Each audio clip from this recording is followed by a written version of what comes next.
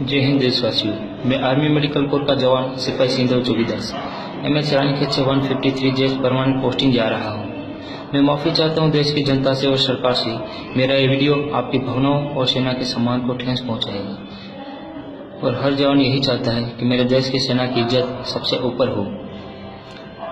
लेकिन ये कब तक बर्दाश्त करते रहेंगे? अब बात सिर्फ सहायक ड्यूटी तक सीमित नहीं रही, बहुत कुछ गलत हो रहा है। शायद ही 100 में से एक मामला सामने आता है, तब जाकर सरकार जांच के आदेश देती है। हमारे देश का रक्षा बजट सबसे ऊपर बड़ा है और ये आम लोगों की जेब से आए और पैसों का है। जवानों को सुविधा तो बहुत कुछ दी जाती है, लेकिन ये सब दिखावा है। बहुत सारी यूनिटों में खाना भी दिया जाता है तो सिर्फ जिंदा रहने के लिए, ना कि जरूरत के लिए। सबसे सस्ता सब्जी, सबसे सस्ता फ्रूट और सबसे घटिया खाना दिया जाता है। लेकिन इन बातों का मेरे पास कोई प्रूफ नहीं है, इसलिए ज़्यादा कुछ नहीं कहूँगा। आज मैं बात करूँगा सहायक ड्यूटी की। सेना के कुछ ऑफिसरों ने अपने जवानों को अपना गुलाम समझ के रखा है और जवानों को सब कुछ मजबूरी में करना पड़ता है और जो मुंह खोलता है वो मारा जाता है, क्योंकि सेना का संविधान बहुत ही टफ है। मैं नहीं चाहता था कि सेना की बात कभी सोशल मीडिया में आई है, इसलिए मैं 2 बार छुट्टी लेके प्रधानमंत्री ऑफिस और रक्षा मंत्री ऑफिस गया। 21 जनवरी 2016 प्रधानमंत्री ऑफिस,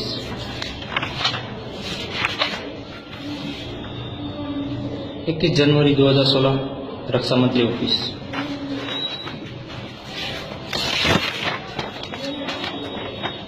28 अक्टूबर 2016 प्रधानमंत्री ऑफिस। लेकिन कोई रिप्लाई नहीं आया। जब रिप्लाई आया तो डिसिप्लिन एक्शन का केस चलाया गया। 2 बार कोर्ट ऑफ इंक्वायरी बिठाई गई। 1 साल तक मुझे हरासमेंट किया गया, फिर भी मैं चुप रहा और फिर से छुट्टी लेके दिल्ली गया 18 जनवरी 2017 को सेना भवन, लेकिन किसी ने अंदर नहीं जाने दिए। फिर एक लेटर लिखा जनरल बिपिन रावत साहब को,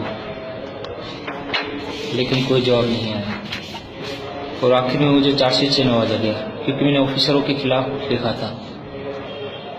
2 बार ऑलरेडी पनिशमेंट दे चुके थे और आखिर में एक अच्छे कमांडिंग ऑफिसर के अंडर में रहते हुए 14 दिन पे फाइन दिया गया। अगर हम लोग किसी भी ड्यूटी करने से मना करते हैं या कोई कानून तोड़ते हैं तो तुरंत पनिशमेंट दिया जाता है, लेकिन जब अधिकारी लोग सारे आम कानून तोड़ते हैं तो क्या उनके लिए कोई कायदा कानून नहीं है? इस केस का एंडिंग और सबकी खामोशी से तो यही साबित होता है कि सेना का संविधान सिर्फ जवानों के लिए ही बने हैं, ना कि ऑफिसरों के लिए। पूरी सेना गलत नहीं है, लेकिन कुछ ऑफिसरों की वजह से पूरी सेना पे कीचड़ उछलता है। हमें दुख होता है कि दुश्मनों की बजाय हमें अंदर ही अंदर आपस में अपनों से लड़ना पड़ता है। ये बात सच है कि इसके बदले हम ड्यूटी के बदले में हम पगार लेते हैं, लेकिन हम अपनी जिंदगी का सबसे अहम समय हम सेना को अर्पित करते हैं।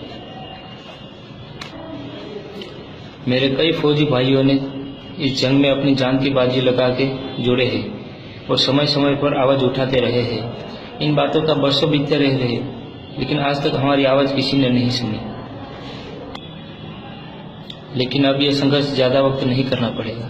थोड़ी देर लगे सही, लेकिन सेना में सुधार जरूर आएगा, चाहे इसके लिए कुछ भी करना पड़े। इतिहास गवाह है कि सेना इस बात को कभी एक्सेप्ट नहीं करेगी, लेकिन मैं अपनी बातों पर कायम हूँ। अगर मेरी बताई हुई बातों पर किसी को डाउट है तो खुद मुझे मिल सकता है या मुझे कांटेक्ट कर सकता है। मेरा एड्रेस है tehsil Maliya Hatina, district Junagadh, state Gujarat. Number है 9998451359। नाम है सिंधव चौकीदास। आज मैं जा रहा हूँ प्रधानमंत्री जी और रक्षा मंत्री जी के ऑफिस में, और ये सारे लेटर मैं मीडिया के जरिए आप तक पहुँचाऊँगा।